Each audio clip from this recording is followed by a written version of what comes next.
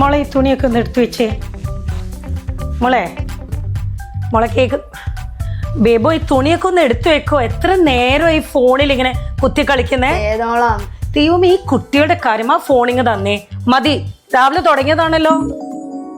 ഈ ഫോണിൽ കളിക്കുന്ന കുട്ടികൾ എല്ലാ വീടുകളിലും ഒരു പ്രശ്നമാണ്. കുട്ടികൾ മാത്രമല്ല, ഇപ്പോഴത്തെ ഞാനും കുറെ നേരമായി ഫോണിൽ തന്നെ ഇരിക്കുന്നു.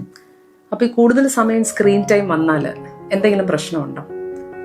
നമുക്ക് സ്ക്രീനിൽ നോക്കി നമ്മളിപ്പോൾ ഒരു ഗെയിം കളിക്കുകയോ അല്ലെങ്കിൽ എന്തെങ്കിലും മൂവി കാണുമോ സിനിമ കാണുമോ എന്തെങ്കിലും ചെയ്യുമ്പം അതിനകത്ത് ഒത്തിരി മൂവ്മെന്റ് നടക്കുന്നുണ്ട്. അപ്പം നമ്മുടെ കണ്ണും ഇതൊക്കെ നമ്മുടെ തലച്ചോറിലോട്ട് പറയുകയാണ് ഇവിടെ സാധനങ്ങൾ അനങ്ങിക്കൊണ്ടിരിക്കുകയാണ്. പക്ഷെ ബാക്കി നമ്മുടെ ബോഡിയിലുള്ള സെൻസേഴ്സ് എല്ലാം പറയുന്നു ഇല്ല, ശരീരം അനങ്ങുന്നില്ല. അപ്പം നമ്മുടെ തലച്ചോറിന് എപ്പോഴും ഒരു കൺഫ്യൂഷൻ വരും, ഈ സിഗ്നൽസ് കൺഫ്യൂഷൻ വരും.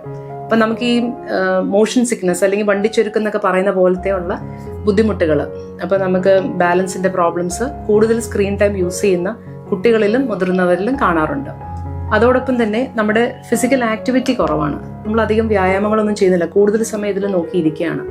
അങ്ങനെ വരുമ്പോഴും അതുമായിട്ട് ബന്ധപ്പെട്ട് വരുന്ന ബാലൻസ് പ്രശ്നങ്ങളും കൂടുതലായിട്ട് വരാം. പിന്നെ നമ്മൾ ഇരിക്കുന്നത് എങ്ങനെ ഇരുന്നാണ്, പലപ്പോഴും നമ്മൾ കുനിഞ്ഞിരുന്ന് മൊബൈൽ നോക്കുന്നു. അപ്പോൾ നമ്മുടെ കഴുത്തിൻ്റെ മസിൽസിന് സ്ട്രെയിന്, നമ്മുടെ ഒരു പോസ്ചർ മെയിൻറ്റെയിൻ ചെയ്യുന്ന മസിൽസിനുള്ള സ്ട്രെയിന്, ഇതെല്ലാം ബുദ്ധിമുട്ടുണ്ടാക്കാം. നമുക്കൊരു സൈബർ സിക്നസ് എന്നുള്ള വാക്ക് തന്നെയുണ്ട്. കൂടുതൽ സമയം മൊബൈൽ അല്ലെങ്കിൽ TV കാണുന്ന ആൾക്കാർക്ക് വരുന്ന ഒരു മോഷൻ സിക്നസ് പോലത്തെയുള്ള ഒരു രോഗാവസ്ഥയും കൂടെയാണ്. ഇതോടൊപ്പം തന്നെ നമുക്ക് കണ്ണിന് സ്ട്രെയിൻ വരാം.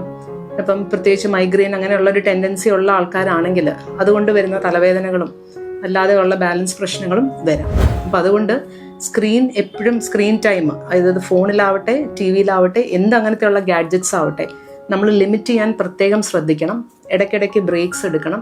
നമ്മൾ ഇരിക്കുന്നതും അല്ലെങ്കിൽ പ്രവർത്തിക്കുന്നത് കൂടുതൽ സമയം മൊബൈലും TV യൂസ് ചെയ്യുന്നവരാണെങ്കിൽ, ഇപ്പം കമ്പ്യൂട്ടറിലൊക്കെ വർക്ക് ചെയ്യുന്ന ഒത്തിരി IT പ്രൊഫഷണൽസ് എല്ലാവരും ഉണ്ട്. നമ്മുടെ പോസ്റ്റേഴ്സ് എപ്പോഴും കറക്റ്റ് ആയിരിക്കണം. നമ്മുടെ കഴുത്തിൻ്റെ നമ്മുടെ കണ്ണ്, നമ്മുടെ ഡിവൈസ്, സ്ക്രീനിൻ്റെ പൊസിഷൻ എല്ലാം നമ്മൾ കെയർഫുൾ ആയിരിക്കണം. അപ്പോൾ വളരെ ശ്രദ്ധിച്ച് ഉപയോഗിച്ചാൽ ഈ ആധുനിക ഉപകരണങ്ങളെല്ലാം നമ്മൾക്ക് ഉപയോഗപ്രദമായി ഉപയോഗിക്കാൻ പറ്റും. ഒപ്പം അതുകൊണ്ട് നമുക്ക് വരുന്ന ബുദ്ധിമുട്ടുകൾ കുറയ്ക്കുകയും ചെയ്യാൻ പറ്റും.